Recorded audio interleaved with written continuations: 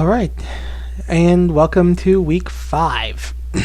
All right, so this week, as we're getting in the home stretch of these classical arguments, I did want to give you something to consider when making further arguments beyond this one, and that is thinking about applying debate technique to written arguments. It can be argued that a written argument is kind of like a verbal debate, whereas you're only offering one side and you're not in real time taking rebuttals. So what we're going to do is see what we can glean from actual debate technique and see what it can tell us about how to better write argument. So start off with, let's talk about what exactly debate is. Okay, you've probably heard the term a lot, especially this year. You probably have a passing familiarity with debating from political debates, where candidates make the case for their election. Many times this involves arguing for or against certain policies that the candidate or their opponent may be offering to voters, trying to convince the voter, hey, vote for me and this policy will be enacted, or vote for my opponent and this policy will be enacted and it's going to suck. Okay, so if you follow the political world, you are kind of familiar with debating already. Okay, but we're going to talk about a more formalized version of it. Okay, this is one that's used in work, but it's also used competitively. Okay, now debate itself is a performative form of argument where oratory skills become equally as important as the point you are making and the logic you bring to bear for your argument. Okay, so there are a number of elements that come into play when you talk about verbal debate.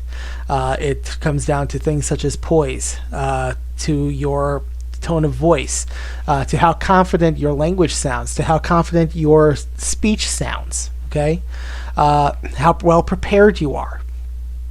Now, one thing that's in common with written arguments is debaters are still reliant on the main logical appeals, pathos, ethos, logos, as writers of written arguments. Okay, so an oral debater is still going to rely on the audience's emotions. They're also going to rely on their own credibility and the tenets of logic to present their cases. Another thing is that debaters are still just as prone to logical fallacies. It happens quite a bit. And I will say that later on in this lecture, we're going to take a look at some examples of some of those logical fallacies. Okay?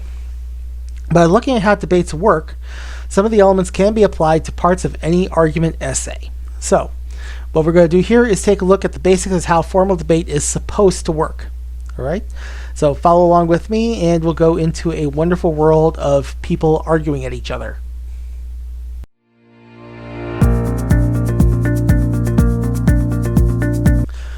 All right, so debating has a particular structure for how topics are chosen and arguments are cited. Now, to get familiar with the basic debate structure, this is how it usually goes. Okay, first off, there is a topic that's chosen.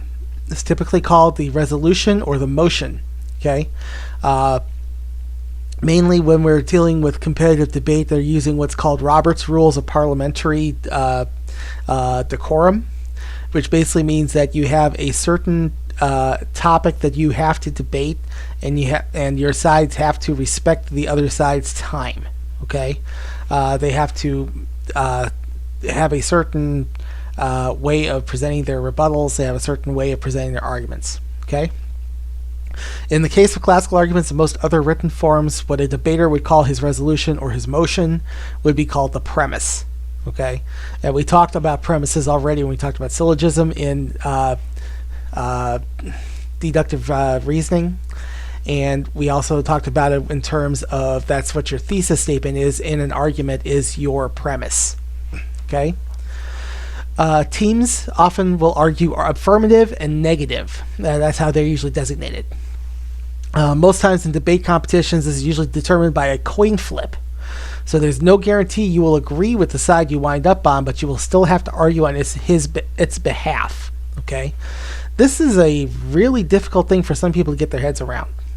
Because people will feel very passionately about subjects, especially if it's a controversial subject that turns up to be the topic.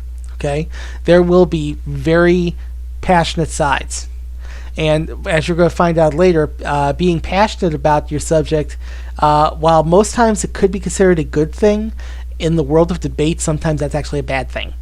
Okay, that's in writing, it's actually a point of contention. It's really a matter of opinion. In my personal opinion, I find that it is better to feel passionately about your topic than to write about something that you really don't give a damn about. Okay, but it's going to be slightly different when it comes down to oral debaters. Okay, so teams have an hour to prepare and speak for set time limits per member. So typically, debates are going to run 3 rounds because most times a debate team is made up of 3 debaters. Okay, we're going to talk about those in a little bit, but they don't let it make you go completely unprepared. They give you an hour to do your research and to compose the primary argument you want to make. And many times with debate competitions in schools, I have seen that many times the debaters are given research materials to help them to construct their arguments. Okay, typically it's the same materials for both teams. Okay. Next, speakers alternate between sides, but the affirmative side always goes first. Okay, so it's always the side that wants the resolution to pass, or they want the motion to be approved. Okay, they are the ones that are going to go first and try to convince the audience, in this case it's judges, why the motion needs to pass. Okay, the negative side, on the other hand, is going to be fighting to prevent the motion from passing, and they will center all their arguments on why the motion should not pass. The audience the debaters are primarily tailoring their arguments toward is the debate judge. Okay, now the purpose of a debate judge is not so much to determine who's right and who's wrong, but he determines the winner based on the quality of the arguments presented. Okay, it's his own opinions are not supposed to come into play here. Okay, he's supposed to be 100% unbiased. However, judges are also human, so inherent biases will come into play regardless of how much they try to suppress them. Okay, so it's good to keep in mind that when you're preparing an argument of any sort, you have to account for those inherent biases.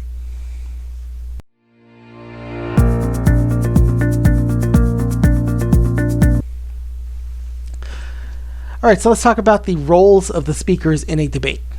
Now, because the teams are usually made up of 3 speakers for each side, there is a particular role and order for each member of the team.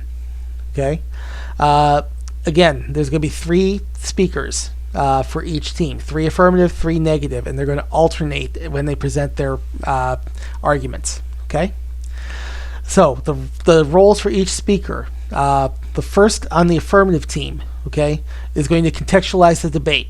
Okay, they're going to give you the background, the backstory of why this subject is controversial, where the dispute comes from. Okay, the first affirmative is then going to set out the team's interpretation, how they see how his team is going to see the context of the situation, how they see their role in it. Okay. They're going to define terminology if it is necessary, if there's anything that needs definition, any common terms that both sides are going to be using. This is going to be the time when they want to define those terms. Okay. The first affirmative is also going to outline the argument and the team split. Okay. So in this case, it's going to be who's going to deliver which reasoning. Okay, starting with themselves, they're going to say, I'm going to tell you that this reason why this motion should pass. Then my first teammate will tell you this reason why this motion should pass. Then my other teammate will tell you this reason why the motion should pass. Okay. Now, The first affirmative wraps up their presentation by providing 2 to 3 arguments supporting the motion. Okay, they're going to provide their own reasoning, okay, and the evidence that backs up those reasons, okay, backs up that that particular part of the argument. Okay, now typically this takes place in a timed session, and I've seen varying time limits on this. For most school debates, I think it ranges anywhere from 5 to 10 minutes for each speaker. All right, so we have the first affirmative, okay? He's followed by the first negative, okay? Now, what the first negative is going to do is recontextualize the debate as a rebuttal to the affirmative, including differing definitions. If there's any definitions that there is a dispute over what they mean or a dispute over whether they actually exist, this is the point where the first negative is going to bring up that dispute and try to rebut the definitions that the first affirmative gave. They're also going to try to give that background from the negative perspective. That is to say, they're going to try to show you their viewpoint. It's going to be the same circumstance, but it's going to be a vastly different approach to it. Okay? First negative is also going to outline the argument and the team split. Okay? Much like the first affirmative did, the same thing. I'm going to present this part of the argument. My first teammate is going to present this part of the argument. My other teammate is going to present this part of the argument. Okay? The first negative is also going to rebut the argument made by first affirmative. Here's the hard part. The negative has to focus their rebuttal solely on the argument that the first affirmative gave. Okay? They cannot venture into other subjects that are possibly going to come up. Okay? They need to focus strictly on what the first affirmative said. They have to focus on which part of the argument the first affirmative gave and rebut that. Then they're going to provide 2 to 3 arguments opposing the motion. Okay, first negative is going to give their initial argument and reasoning and evidence that says this motion should not pass. All right. Then we get to the seconds for each team. Okay, the seconds are going to rebut the previous speaker. So first affirmative is going to rebut, or second affirmative is going to rebut the first negative. The second negative is going to rebut the second affirmative. Okay. The seconds will also clarify definitional issues. Okay. If there are any conflicts that take place in terms of defining terms or defining arguments or defining circumstances or situations, those definitional issues will be addressed by the seconds. Okay, and then each one will deliver 2 to 3 more arguments for their side. So second negative will do 2 to 3 more arguments on the single point that they are focusing on, and then the second negative is going to give their arguments on the single point that they're focusing on. Okay, then we get to the thirds. Okay, and this is the home stretch of the debate. So the thirds for each team specifically rebut the seconds, okay? Or at least the third affirmative will rebut the second negative, okay? To be honest, when you get to the third negative, who's always going to go last, the third negative is going to be rebutting the third affirmative, okay? They are specifically going to respond to attacks from the opposition, okay? So the thirds have basically been keeping a grudge list of the attacks that the other side has made on their argument. Okay, and then they will conclude with a brief summary of their team's argument and reasoning. Okay, and as far as what you can, we're going to talk a little bit about what those specific arguments are and what kind of stuff they use to rebut. Okay, but really, once the third negative goes. Once the third negative wraps up their part of the debate, then it goes to the judge, and that's when the judge decides, hey, this is who I thought. He's going to actually evaluate each individual debater, but then he's eventually going to give the win to one team or the other based on the quality of the arguments they presented. Okay.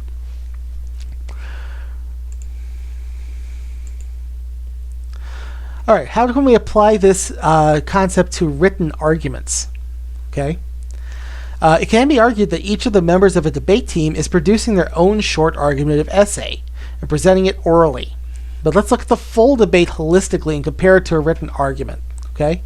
So, as I said, each one of the team members is presenting 2 to 3 arguments on a single point that is centered upon whether they want the motion to pass or the motion to fail. Okay? That could be an essay in and of itself. Okay? Especially because they do have to rebut the opposition at the same time. Okay? However, what we're going to look at is we're going to make the argument for passing the motion or not passing the motion as the center of an entire written argument. Okay? So we're going to look at each of the roles for each side in those terms. So the firsts, again, are presenting the background for the argument and its bigger picture meaning. Okay? They're going to say what they're going to be talking about, why there's a dispute. Okay?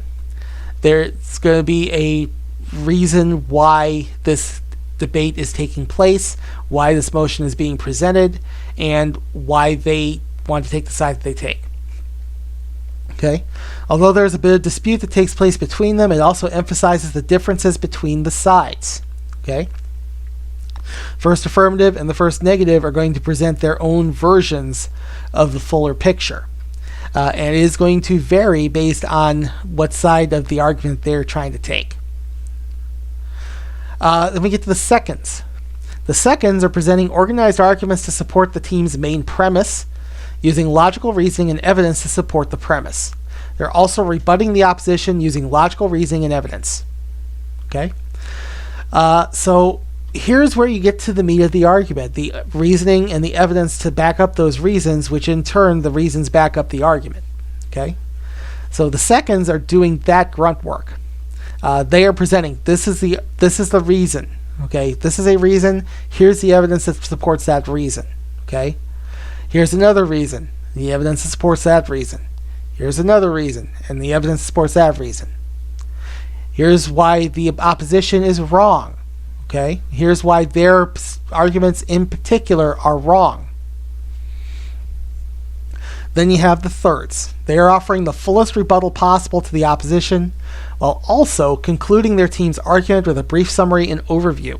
Okay, much like the conclusion of an essay would do. Okay, they are basically wrapping things up in a tight package.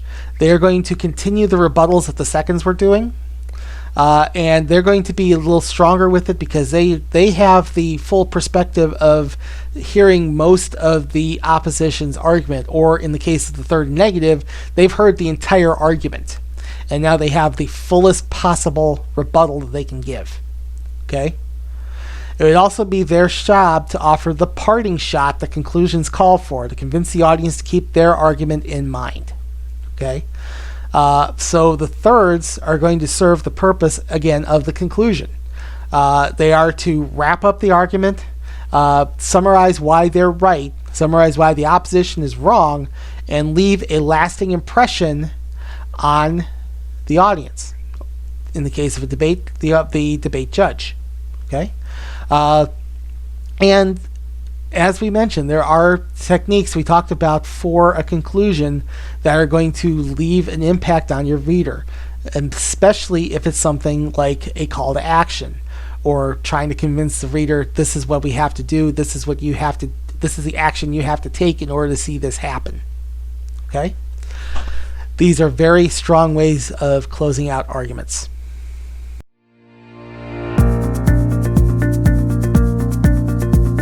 Right. So let's take a look at the basic debate argument structure. Okay? The very basic structure that debaters use for their arguments is also highly helpful for writers. Okay?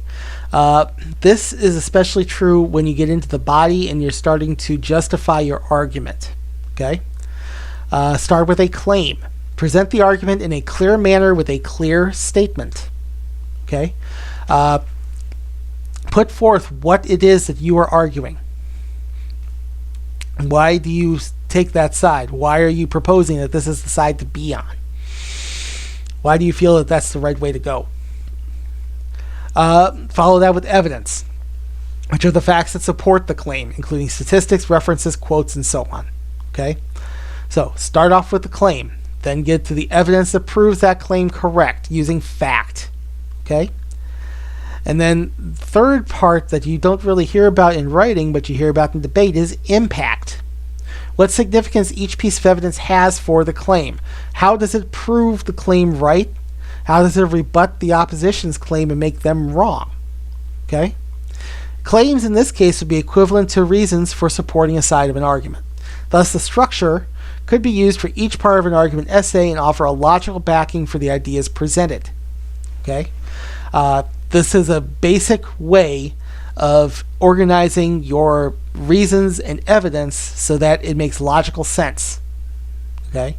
Now, what order you present those reasons is going to be up to you to get the best impact. However, this will help you in terms of how to organize your evidence so that it makes sense in context with your reasons.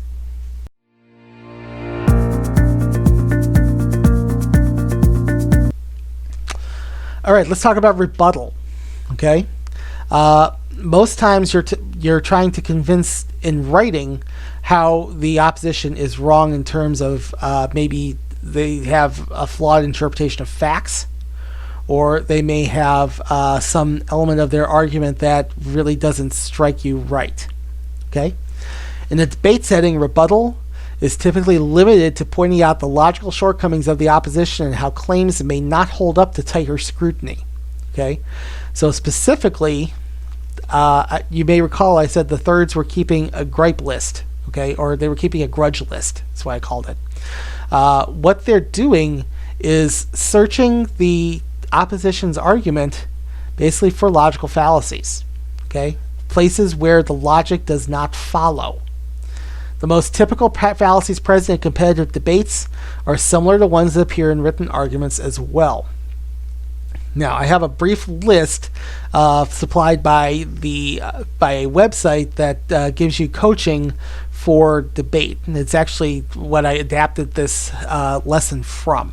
Okay, but I'm adapting it in terms of how you can apply it to writing. They are doing it for the purposes of coaching debate teams. And a little fun fact here is for teaching debate in England. Okay, so they use a lot of examples from parliamentary proceedings. Okay, so in their mind, in their version of debate, when you are rebutting your opposition, what you're actually doing is pointing out where their logic is flawed, where they have committed fallacies. Okay, and you're actually calling them on the fallacies that they commit. So, the ones that they presented in that particular article, one of them is the false dichotomy fallacy, which is the either-or fallacy, where you're splitting the debate into a two-sided issue where there are multitudes of other options. Okay, commonly this is the "you're either with us or against us" argument. Okay, this is typically a huge fallacy because there is always more than just two choices. Okay. Then you have assertion. Okay. Don't hear too much about this from other logic sites, but assertion is a big problem in debate. When you commit the assertion fallacy, you're making a statement that is not backed by evidence, which is typically an assumption.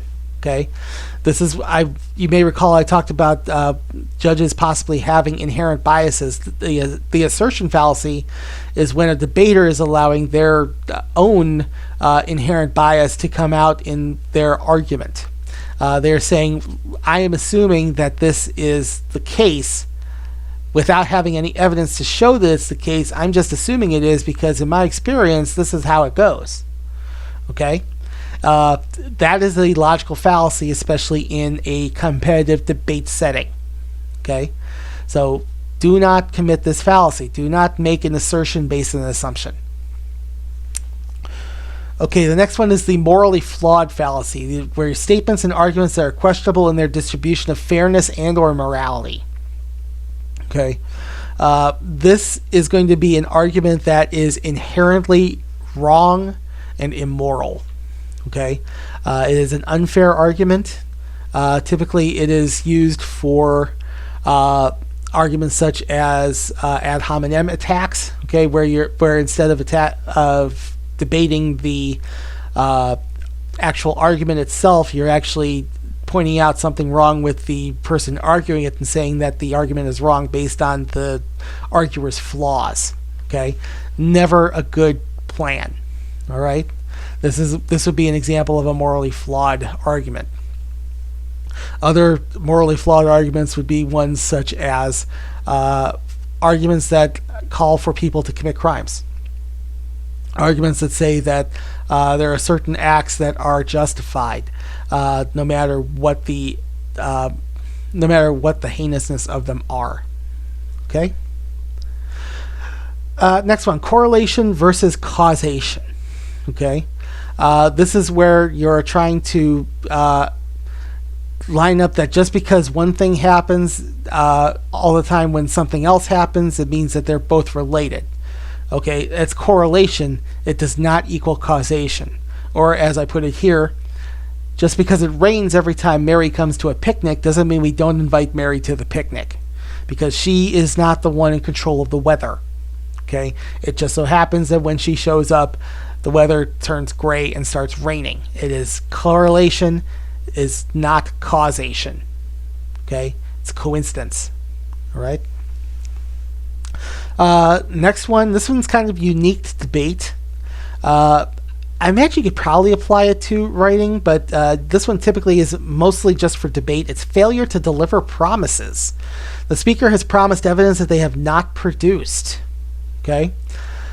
This is one that can be very quickly called on a debater, because you're right there, you're in the middle of the debate, and you can fact check them in real time. Okay.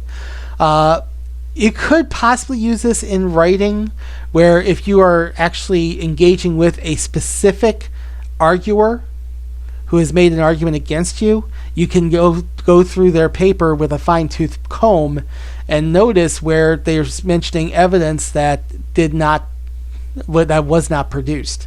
Okay, so that was one way that in writing you could do this failure to deliver promise fallacy. Straw man, we have talked about, creating a false, exaggerated version of the opposition that's easier to attack, thereby making your side seem more reasonable. Okay.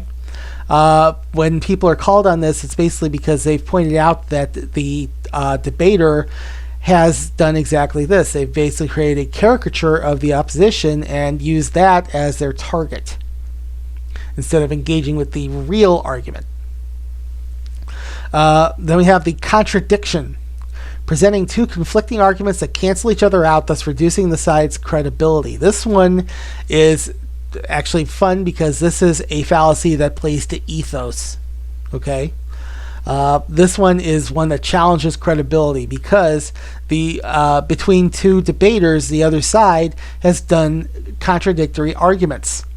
Okay, they have one arguer that, for example, let's say it's about new construction. Okay, a city wants a resolution to build a new park.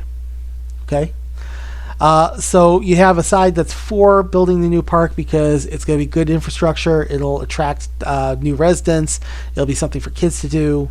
Then you have another side that says, "Oh no, we're in a budget crunch. We can't afford this. We need to show why this park is a bad idea. It might also increase crime, so on and so forth." Okay, so the negative side or the positive side. Let's say the negative side here. One person argues, we don't have the budget for this. Okay, we've expended the city's budget. We cannot devote any more money to the construction of a new park. Okay. Then another one arguing against the park is saying, we need money for things like police. Okay, we have a budget surplus that we could more effectively use for police than we could use for this park. Okay. However, first arguer said that we don't have the money. So who's right? Okay, that's a contradicting argument. Okay, where one person said we don't have the money, the other person says, oh yeah, we have the money, but we shouldn't spend it on this. Okay, so that's the addiction of a contradictory argument. And that's especially one to call out if you see multiple sources supporting an opposition argument who are making arguments themselves that contradict each other. Okay, this is one thing that you can use, absolutely use in a written argument. And then the last one here, compare the conclusion to reality. Okay, the conclusion presented is oversimplified and may have further complications if put into effect. Okay, so what you're saying if you're calling the opposition on this particular fallacy is that they haven't really thought it through. They have a very simple version of what's going to happen if the motion is passed, but they haven't thought about the complications that passing that motion would actually incur. If they've oversimplified things, that could be a fallacious argument, because then they're not really thinking about the bigger picture. They're thinking very focusedly on, I need to get this particular solution. And ultimately the opposition is saying, if you get this particular solution, look at the chain of events that's going to happen. Okay? Now you have to be careful about this, because this also kind of relates to that slippery slope fallacy we talked about, where if A happens then Z will happen, but you have no evidence to show that that will happen. Okay. However, if you do have evidence that somebody has pulled through this particular motion in the past and something has happened that is of a negative consequence, okay, then absolutely you can point it out, and it'll be this particular fallacy, comparing your conclusion to reality. Okay, then you can levy the charge that the opposition has oversimplified the argument, or oversimplified the results of their conclusion or the impact of their conclusion. Okay, so a lot of elements here that come into play, and you can also always use in a written environment.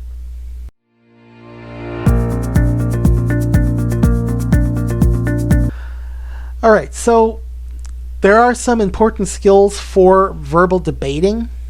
I figured I should talk these over with you, because there may come a time when you have to do a verbal debate, where you have to present an argument. Okay?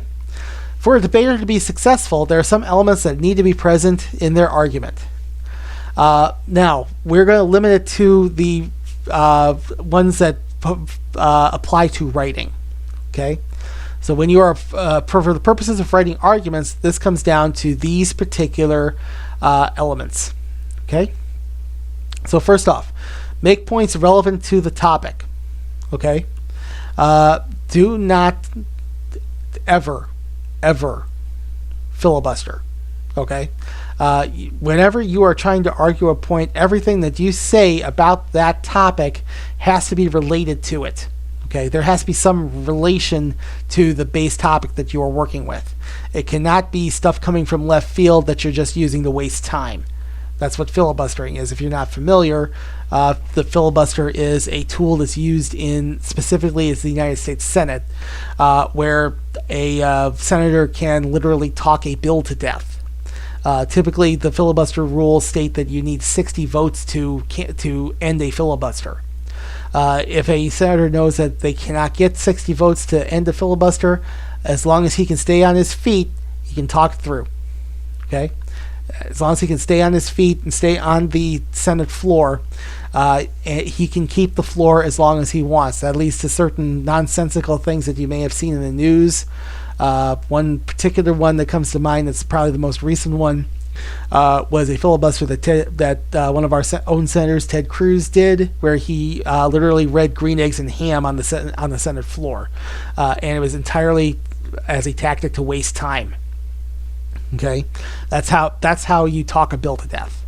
Okay, so I don't want anybody to do that, because it is not a legitimate arguing technique. Okay, it's more along the lines of what you'd call trolling.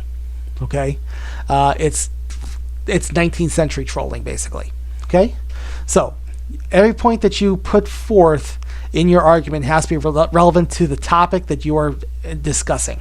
Okay, Provide evidence when you can, not just your own personal opinion. Okay, this is when we get into assertions. Okay, assumptions.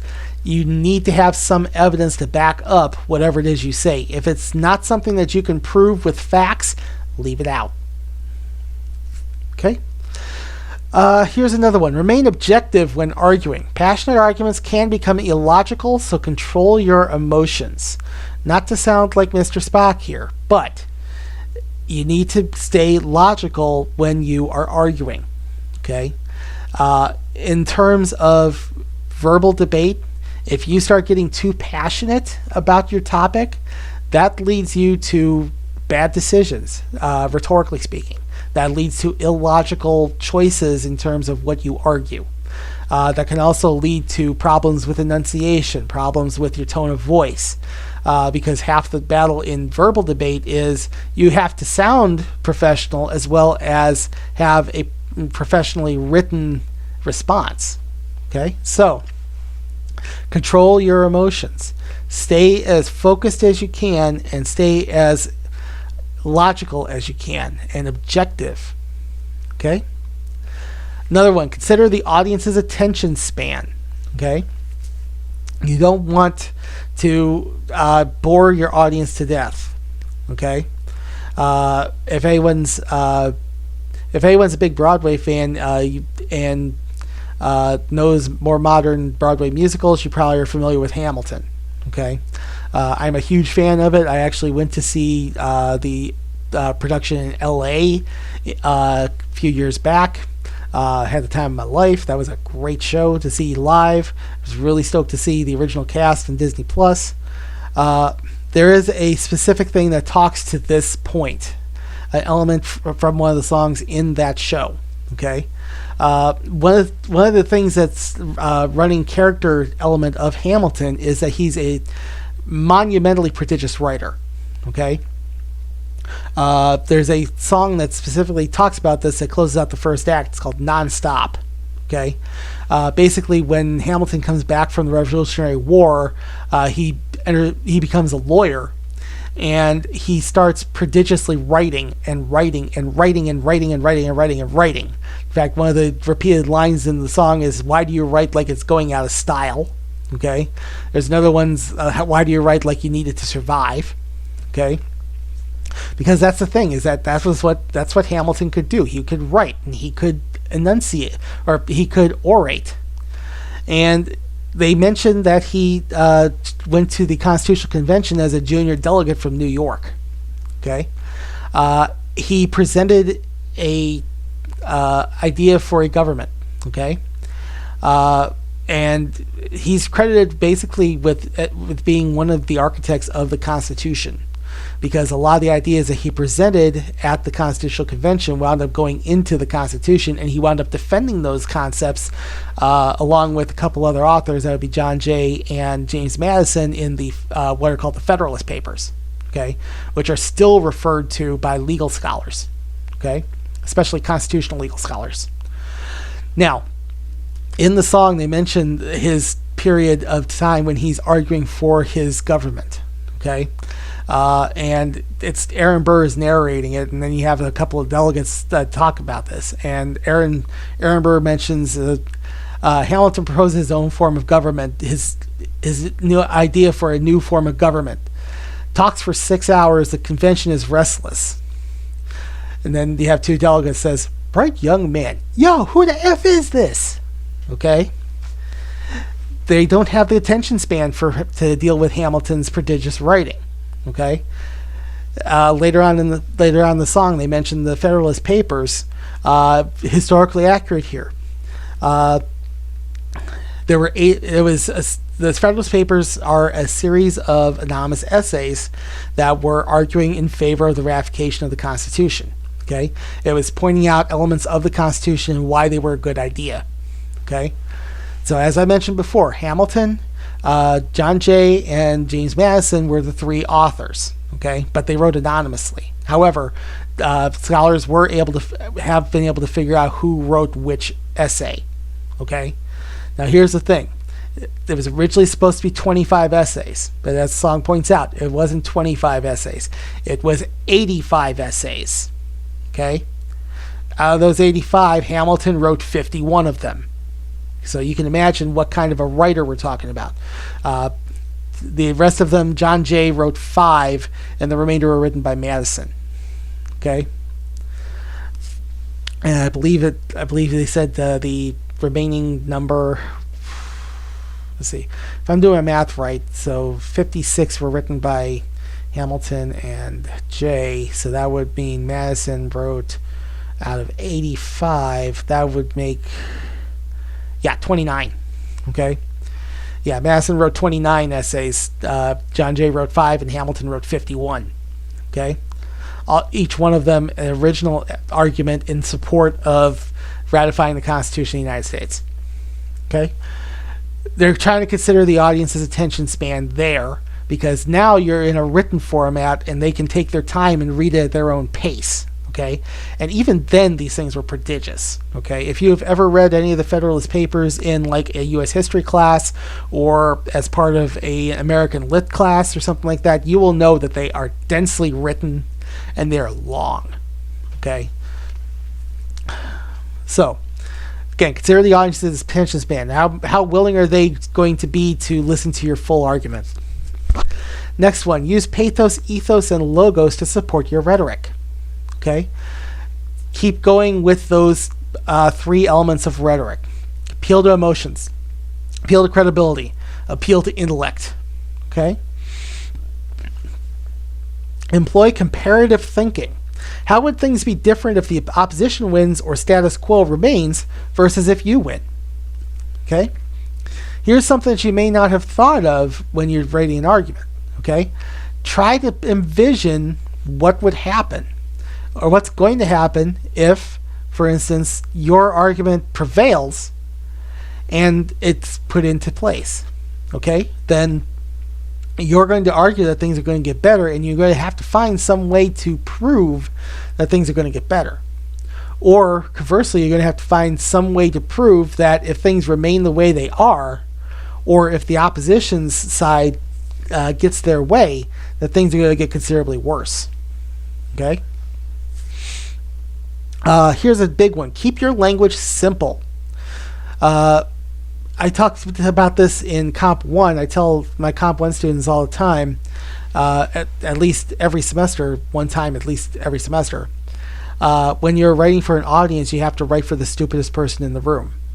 That is to say, you have to use the simplest language possible, okay, but still sound intellectual.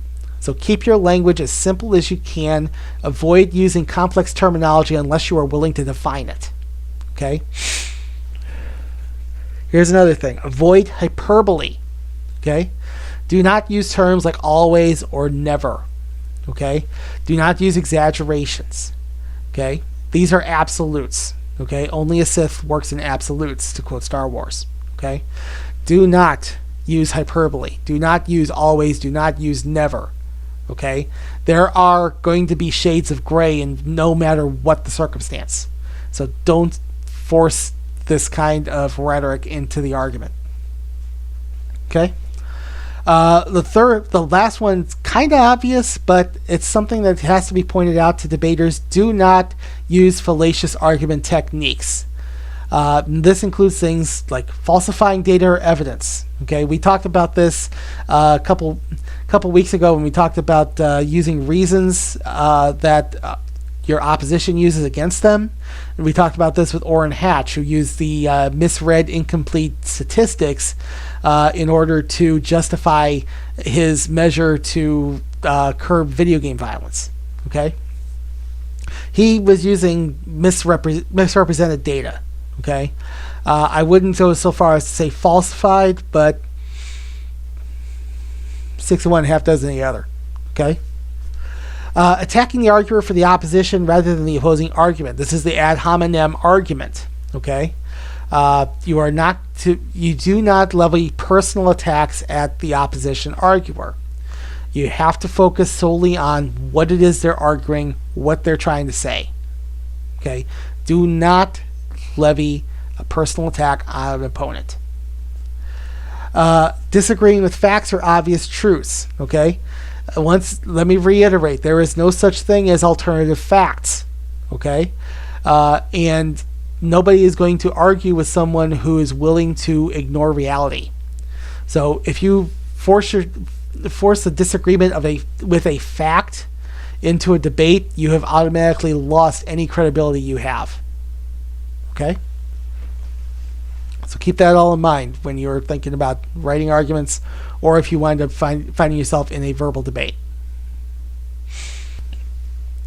All right, so as I mentioned before, some typical examples of how the average person experiences debate is going to be through political debates. So I've assembled some debate examples from the past, and you're going to look for elements that we've talked about in this lecture. Okay, so I'm going to set up a thread within the Questions to the Professor forum so that you can make your responses for these three debate samples. Okay, one of them is going to be a sample of multiple debates, just to keep that in mind. Okay, so what I want you to do is to look for elements that we've talked about, how people are using their arguments, how people are using their logic, how people are being called for fallacies. Okay, I'm going to give you a brief overview of what each of these videos are, and then we're going to take a look at them. Okay, so the first one I've got here is a brief snippet from near the beginning of a 1960 presidential debate. This is actually historically significant because this was the first debate that was televised. Okay, this debate was between John F. Kennedy and Richard Nixon, who were the nominees for the parties in that year. Okay. This one is unique because, again, it was the first one that broadcast on television. It was also broadcast on radio. So there were conflicting ideas of who won the debate. The radio listeners felt that Nixon won the debate, whereas the television viewers felt that Kennedy won. Okay, I will leave it up to you to decide who you think does better in this, but I mainly want you to look for the ways that they conduct themselves in the debate and how they use their arguments. Okay, the second one is a number of different U.S. political debates. Okay, this is samples from debates going from 1976 to 2008. Okay, so in order, here's the debates that they include. Okay, and it's mainly highlights of significant arguments that were made in those debates. So they kind of compiled it for you. All right, so the first debate is going to be 1984 Reagan versus Mondale. It was the only debate they did. And this particular clip has got an especially famous zinger that Reagan landed at the very beginning of that debate. Okay. The second one, 1976 Ford versus Carter, which involved Gerald Ford horribly flubbing a question about foreign affairs. 1988 Lloyd Bentsen versus Dan Quayle. This is another one that's going to have a memorable zinger. This is actually a vice presidential debate. Okay. Next one is 1988 Bush Sr. versus Dukakis. Okay. And this one was actually this is a debate where the first question was actually kind of a cheap shot. Okay. And that actually falls upon the moderator. The next one, 1992, Al Gore versus Dan Quayle versus what's his face? Admiral Stockdale. Okay, this was a three-way vice presidential debate. Stockdale was the running mate of H. Ross Perot, who was running under the Reform Party banner, and was able basically to buy his way into debates in 1992 and in 1996 when he ran again. Okay. So that particular clip is going to be entirely Stockdale, and you're going to probably see why he's remembered. The main reason why he's remembered is because he was absolutely befuddled in that particular debate. And then the last one here is going to be 2008 vice presidential debate between Joe Biden and Sarah Palin. And then the last one I've got for you here is to give you some perspective on how other countries do it. So what I have is a sample of a debate that took place in the British House of Commons in 2009.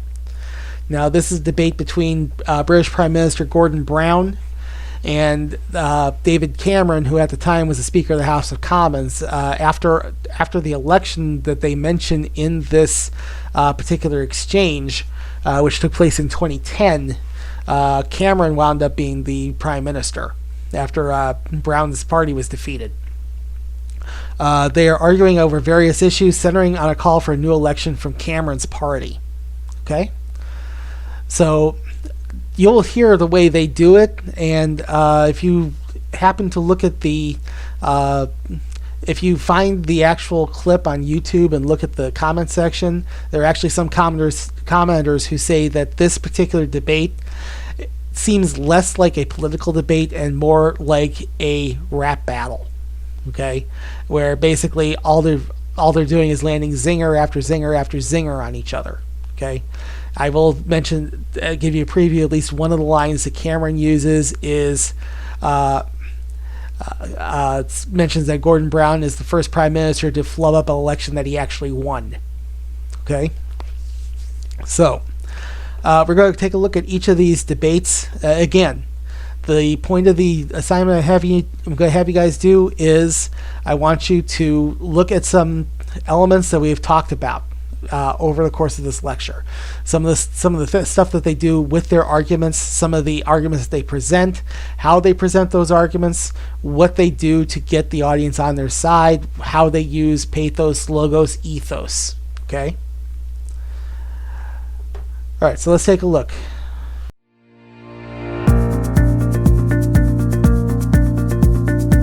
All right, folks, so here is the first debate. This is Kennedy versus Nixon, right at the very start of the debate. This is actually directly after Kennedy and Nixon gave their opening remarks. Thank you, Mr. Nixon. That completes the opening statements, and now the candidates will answer questions or comment upon one another's answers to questions put by correspondents of the networks. The correspondents. I'm Sandra Van Oker, NBC News. I'm Charles Warren, Mutual News. I'm Stuart Novin, CBS News. Bob Fleming, ABC News. The first question to Senator Kennedy from Mr. Fleming. Senator, the Vice President in his campaign has said that you are naive and at times immature. He has raised the question of leadership. On this issue, why do you think people should vote for you rather than the Vice President? Well, the Vice President and I came to the Congress together in 1946. We both served in the Labor Committee. I've been there now for 14 years, the same period of time that he has, so that our experience in government is comparable. Secondly, I think the question is, what are the programs that we advocate? What is the party record that we lead? I come out of the Democratic Party, which in this century has produced Woodrow Wilson and Franklin Roosevelt and Harry Truman, and which supported and sustained these programs which I've discussed tonight. Mr. Nixon comes out of the Republican Party. He was nominated by it. And it is a fact that through most of these last 25 years, the Republican leadership has opposed federal aid for education, medical care for the aged, development of the Tennessee Valley, development of our natural resources. I think Mr. Nixon is an effective leader of his party. I hope he would grant me the same. The question before us is, which point of view and which party do we want to lead the United States? Mr. Nixon, would you like to comment on that statement? I have no comment. The next question to Vice President Nixon from Mr. Van Oker. Mr. Vice President, since the question of executive leadership is a very important campaign issue, I'd like to follow Mr. Novin's question. Now, Republican campaign slogans, you'll see them on signs around the country as we did last week, say, it's experience that counts. That's over a picture of yourself, sir. Implying that you've had more governmental executive decision-making experience than your opponent. Now, in his news conference on August 24th, President Eisenhower was asked to give one example of a major idea of yours that he adopted. His reply was, and I'm quoting, "If you give me a week, I might think of one. I don't remember." Now, that was a month ago, sir, and the president hasn't brought it up since. And I'm wondering, sir, if you can clarify which version is correct, the one put out by Republican campaign leaders or the one put out by President Eisenhower? Well, I would suggest, Mr. Van Oker, that if you know the president, that was probably a facetious remark. I would also suggest that insofar as his statement is concerned, that I think it would be improper for the President of the United States to disclose the instances in which members of his official family had made recommendations, as I have made them through the years, to him which he has accepted or rejected. The President has always maintained, and very properly so, that he is entitled to get what advice he wants from his cabinet and from his other advisors without disclosing that to anybody, including, as a matter of fact, the Congress. Now, I can only say this. Through the years, I have sat in the National Security Council. I have been in the cabinet. I have met with the legislative leaders. I have met with the President when he made the great decisions with regard to Lebanon, Kimoy Matsu, other matters. The President has asked for my advice. I have given it. Sometimes my advice has been taken. Sometimes it is not. I do not say that I have made the decisions, and I would say that no president should ever allow anybody else to make the major decisions. The President only makes the decisions. All that his advisors do is to give counsel when he asks for it. As far as what experience counts and whether that is experience that counts, that isn't for me to say. I can only say that my experience is there for the people to consider. Senator Kennedy's is there for the people to consider. As he pointed out, we came to the Congress in the same year. His experience has been different from mine. Mine has been in the executive branch. His has been in the legislative branch. I would say that the people now have the opportunity to evaluate his as against mine, and I think both he and I are going to abide by whatever the people decide. Senator Kennedy? Well, I'll just say that the question is of experience, and the question also is what our judgment is of the future, and what our goals are for the United States, and what ability we have to implement those goals. Abraham Lincoln came to the presidency in 1860 after a rather little-known session in the House of Representatives, and after being defeated for the Senate in 58 and was a distinguished president. There is no certain road to the presidency. There are no guarantees that if you take one road or another that you will be a successful president. I have been in the Congress for 14 years. I have voted in the last 8 years when the Vice President was presiding over the Senate and meeting his other responsibilities. I have met decisions over 800 times on matters which affect not only the domestic security of the United States, but as a member of the Senate Foreign Relations Committee. The question really is, which candidate and which party can meet the problems that the United States is going to face in the 60s? Mr. Van Oker's question for Vice President Nixon.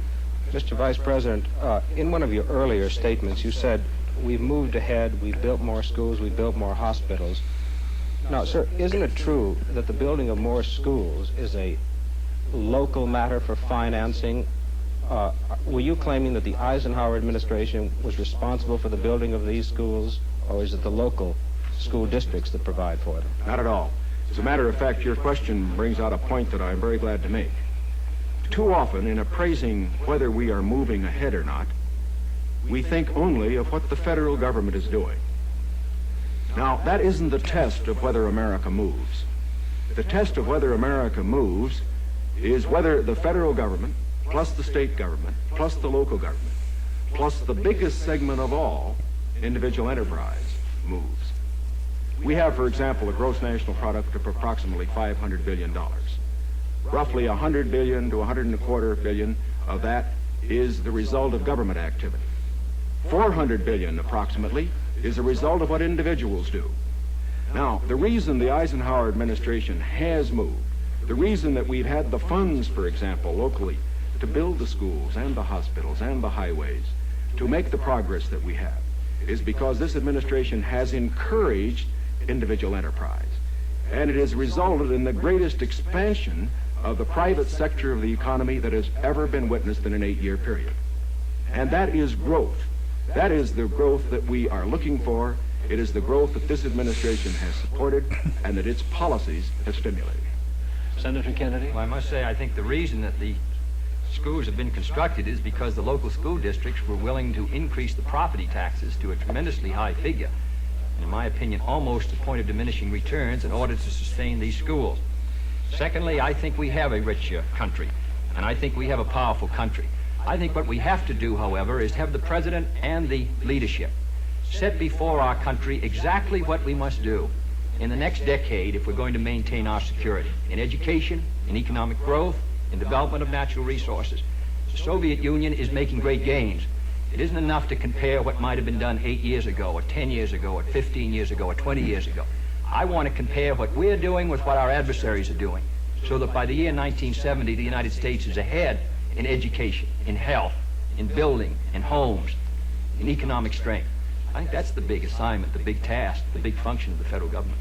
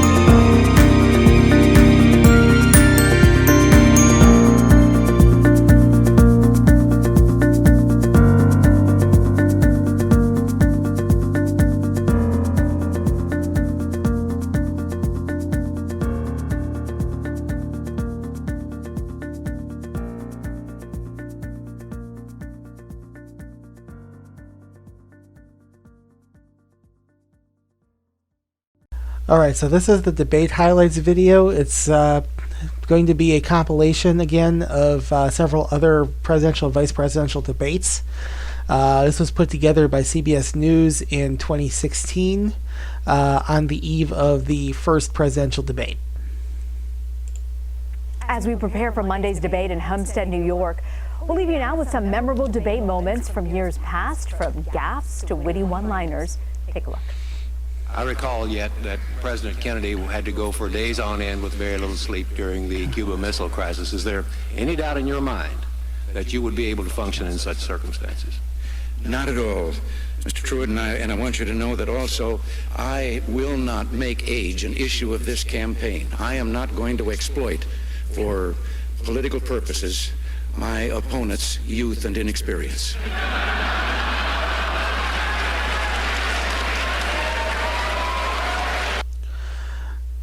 I should note here that Reagan is making this crack because he is at least 20 years older than Mondale is. At the time Reagan was had been elected, he was 69 years old at the time. That made him the oldest man ever elected president.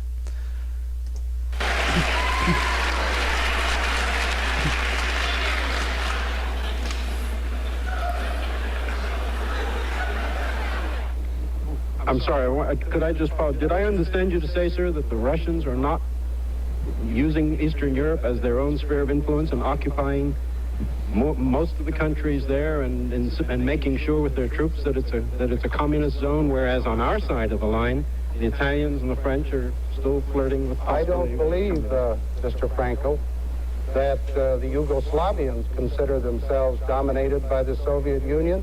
I don't believe that the Romanians consider themselves dominated by the Soviet Union. I don't believe that the Poles consider themselves dominated by the Soviet Union. Each of those countries is independent, autonomous. It has its own territorial integrity. And the United States does not concede that those countries are under the domination of the Soviet Union.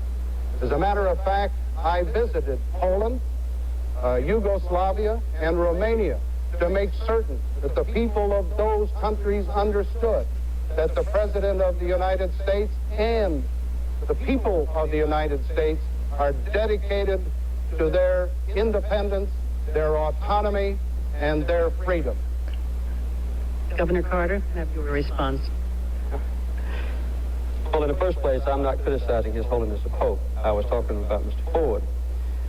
The fact is that secrecy has surrounded the decisions made by the Ford administration.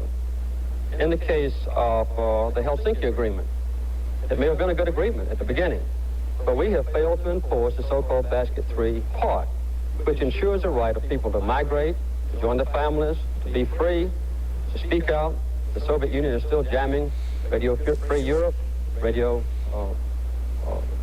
Free Europe is being jammed. We've also seen a very serious problem with the so-called Sonnenfeld document, which apparently Mr. Ford has just endorsed, which said that there's an organic linkage between the Eastern European countries and the Soviet Union. And I would like to see Mr. Ford convince the Polish Americans and the Czech Americans and the Hungarian Americans in this country that those countries don't live under the domination and supervision of the Soviet Union behind the Iron Curtain. We also have seen Mr. Ford exclude himself from access to the public. He hasn't had a tough cross-examination type press conference in over 30 days. One press conference he had without sound. He's also shown a weakness in yielding to pressure. The Soviet Union, for instance, put pressure on Mr. Ford, and he refused to see a symbol of human freedom recognized around the world, Alexander Solzhenitsyn. The Arabs have put pressure on Mr. Ford, and he's yielded, and has permitted a boycott by the Arab countries of American businesses who trade with Israel, who have American Jews owning or taking part in the management of American companies. His own Secretary of Commerce had to be subpoenaed by the Congress to reveal the names of businesses who were subject to this boycott. They didn't volunteer the information. He had to be subpoenaed. And the last thing I'd like to say is this.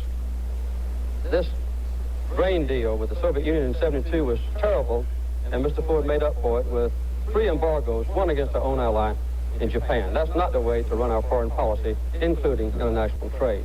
I don't mean to beat this drum until it has no more sound left in it, but to follow up on Brett Hume's question, when you said that it was a hypothetical situation, it is, sir, after all, the reason that we're here tonight, because you are running not just for vice president.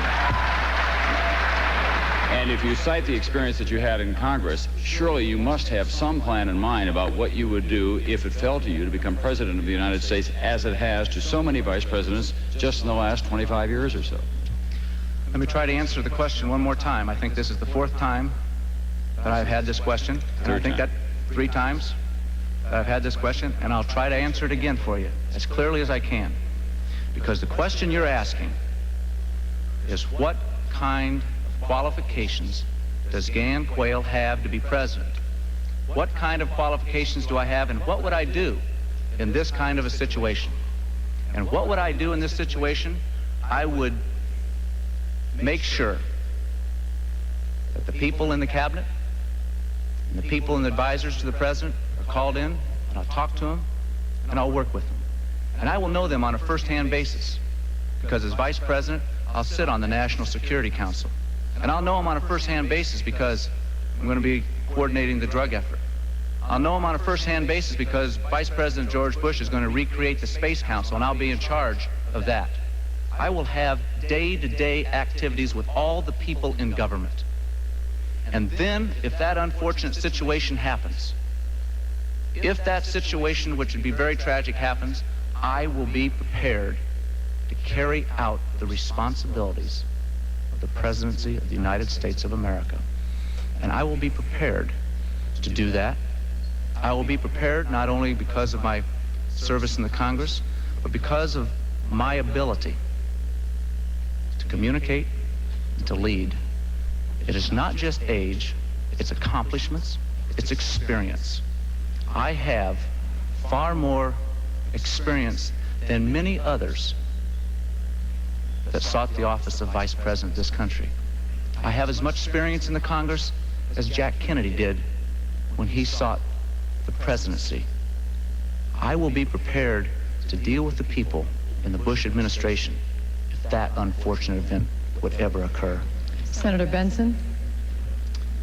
Senator, I served with Jack Kennedy. I knew Jack Kennedy. Jack Kennedy was a friend of mine. Senator, you're no Jack Kennedy. I should note that that's considered one of history's all-time greatest debate zingers. And the problem is that it is... Okay, I'll give you a free one here. This is actually a logical fallacy. He just did an ad hominem attack. Basically just attacked the candidate as opposed to attacking his argument. But then again, it's kind of in the gray area because the question that he'd been answering was a question about his qualifications.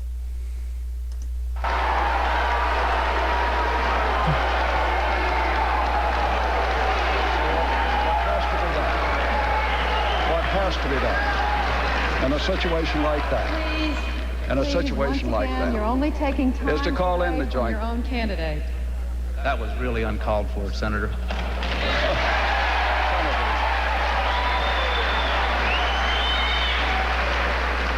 You're the one that was making the comparisons, Senator. And I'm one who knew him well. And frankly, I think you're so far apart in the objectives you choose for your country that I did not think the comparison was well taken. For the next 90 minutes, we will be questioning the candidates following a format designed and agreed to by representatives of the two campaigns. However, there are no restrictions on the questions that my colleagues and I can ask this evening, and the candidates have no prior knowledge of our questions. By agreement between the candidates, the first question goes to Governor Dukakis. You have 2 minutes to respond. Governor, if Kitty Dukakis were raped and murdered, would you favor an irrevocable death penalty for the killer? No, I don't, Bernard, and I think you know that I've opposed the death penalty during all of my life. I don't see any evidence that it's a deterrent, and I think there are better and more effective ways to deal with violent crime. We've done so in my own state, and it's one of the reasons why we have had the biggest drop in crime of any industrial state in America, why we have the lowest murder rate of any industrial state in America. But we have work to do in this nation. We have work to do to fight a real war, not a phony war against drugs, and that's something that I want to lead, something we haven't had over the course of the past many years, even though the Vice President has been, at least allegedly, in charge of that war. We have much to do to step up that war, to double the number of drug enforcement agents, to fight both here and abroad, to work with our neighbors in this hemisphere, and I want to call a hemispheric summit just as soon after the 20th of January as possible to fight that war. But we also have to deal with drug education and prevention here at home. And that's one of the things that I hope I can lead personally as the President of the United States. We've had great success in my own state, and we've reached out to young people and their families and been able to help them by beginning drug education and prevention in the early elementary grades. So we can fight this war and we can win this war. And we can do so in a way that marshals our forces, that provides real support for state and local law enforcement officers who have not been getting that kind of support, do it in a way which will bring down violence in this nation, will help our youngsters to stay away from drugs, will stop this avalanche of drugs that's pouring into the country, and will make it possible for our kids and our families to grow up in safe and secure and decent neighborhoods. Mr. Vice President, your 1-minute rebuttal. Well, a lot of what this campaign is about, it seems to me, Bernie, is a question of values. And here I do have, on this particular question, a big difference with my opponent. You see, I do believe that some crimes are so heinous, so brutal, so outrageous, and I'd say particularly those that result in the death of a police officer. When those real brutal crimes, I do believe in the death penalty. And I think it is a deterrent. And I believe we need it. And I'm glad that the Congress moved on this drug bill and have finally called for that related to these narcotics drug kingpins. And so we just have an honest difference of opinion. I support it, and he doesn't. Who am I? Why am I here?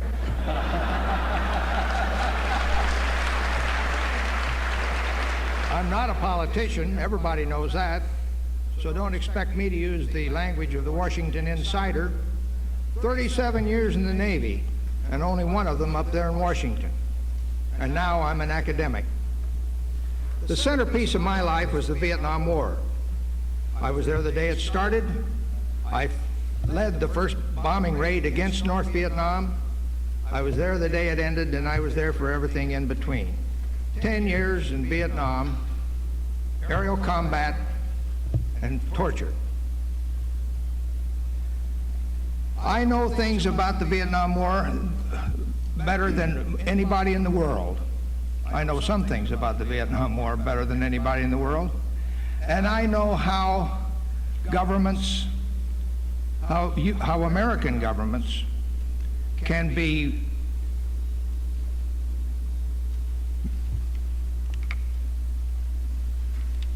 courageous and how they can be callow. And that's important. That's one thing I'm an insider on. All you got to do is go down Union Street with me in Wilmington, and go to Katie's restaurant, or walk into Home Depot with me, where I spend a lot of time, and you ask anybody in there whether or not the economic and foreign policy of this administration has made them better off in the last 8 years.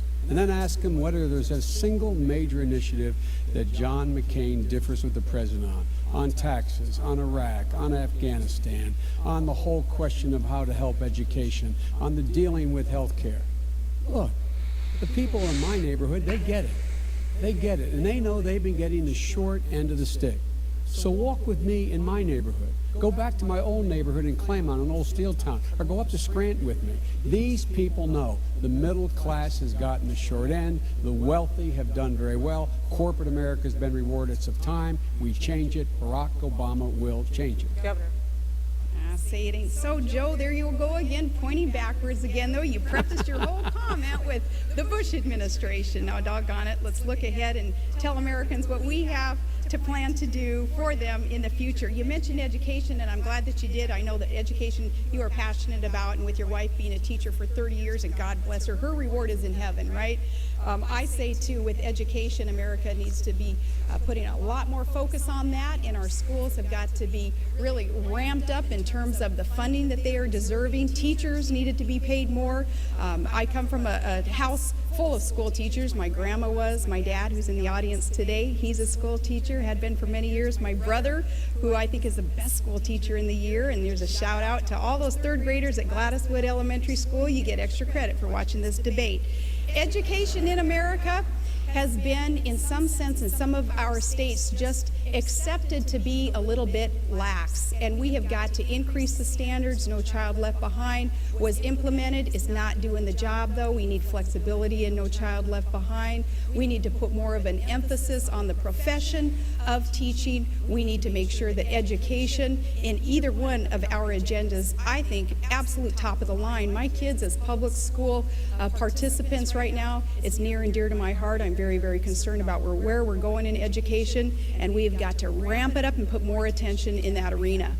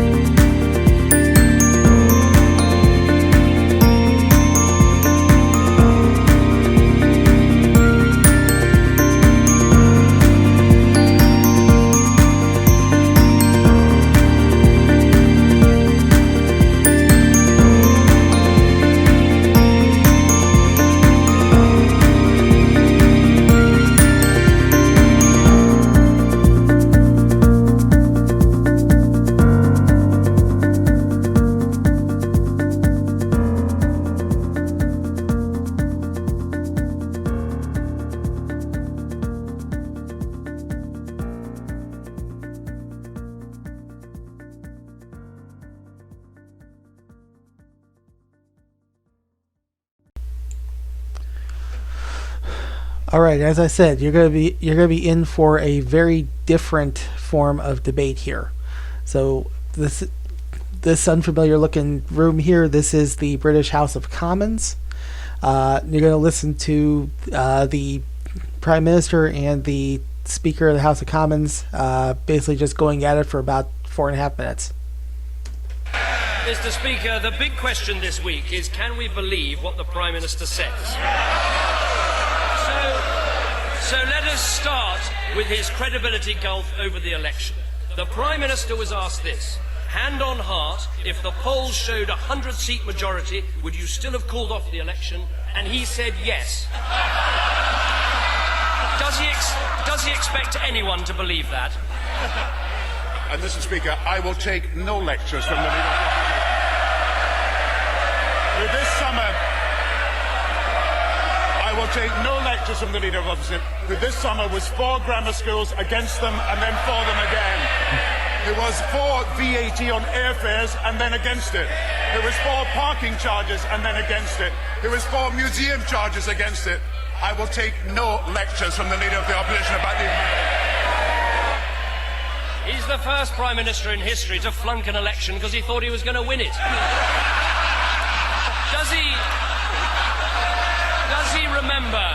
Does he remember writing this? It's in his best-selling book about courage. As far back as I can remember, I've been fascinated by men and women of courage, stories of people who took brave decisions in the service of great causes, especially when more comfortable and far less dangerous alternatives were open to them. Does he realise what a phony he now looks? Has he found a single person who believes his excuses for cancelling the election? Mr. Speaker, he talks about a clamour for election. I looked at the Downing Street website this morning. Certainly there is a petition. There is a petition on the Downing Street website. Order. Allow the Prime Minister to answer. Prime Minister. Certainly there is a petition on the Downing Street website calling for an election. It is signed by 26 people. And not one of them are the Conservative front bench. And Mr. Speaker, we will govern it in the interest of the people, and what matters to the people is the health service, education, housing, and we will govern to make housing, health and education better in this country. He's going to have to do better than that. Let's try another claim. Did the draft of the pre-budget report written before the Conservative Party conference include plans for the taxation of non-doms and the raising of inheritance tax? A simple question, yes or no? I think if he looks back to the summer and interviews given by the Chancellor, he talked about these very issues. And I may say, we have raised the exemption on inheritance tax on 10 occasions since 1997. We have dealt with tax avoidance in relation to non-domicile and non-resident on many occasions since 1997, and we are going to continue to take the right decisions for the country. Now, it's very interesting, he's raised inheritance tax and non-domiciles, and I think we can have a detailed discussion of this over the next few weeks. And I think he will have to explain to the House, as we will explain to the House, that on non-domiciles, there are not 150,000 non-domiciles, there are not even 115,000 who could pay this tax, there are only 15,000. And when the Conservatives start to look at the official figures, they will find they can only raise £650 million, not £3.5 billion as they claim. And as for inheritance tax, and again, I welcome the debate we're going to have in the country on this. I welcome the debate. As for inheritance tax, we can exempt estates below £700,000 by 2010 and put money into health and education. The Conservative Party are going to put £2 billion into giving money to those with estates above £950,000, £1 billion to those already rich. Now, when the debate is held in the country, people will choose our policies and reject theirs. I tell you what, if you've got some questions about our policy, find a bit of courage, discover a bit of bottle, get in your car, go down to Buckingham Palace and call that election. The Prime Minister Minister now tells us he was planning to change the rules on inheritance tax and non-doms all along. He is treating the British people like fools. Next, he'll be telling us how much he admires Margaret Thatcher. All right, so something a little different there. But again, for the assignment on questions to the professor, need you to point out some elements from debate that we talked about in this lecture that you've spotted in those film clips. Okay. At the same time here, we're also working toward the proofreading and editing on the classical arguments. Just to let you know, the assignment link itself will open up on Thursday at midnight. So you will, after starting on Thursday, you will be able to turn in that assignment. But I want to make sure that everyone gets a chance to workshop it twice before they turn it in. Okay, so that's why it's not opening until that late. Okay, so make sure that you have posted your draft to the team thread. That's going to be your proofreading and editing draft. Should be 90% complete. Once you get your feedback, you can just plug in the options, and then after midnight on Thursday, you can turn it in. Okay, that does it for this week. Just keep it up with this. Keep up with the weekly discussion board, and I'll talk with you guys on Thursday, and we'll do this again next week. See you then.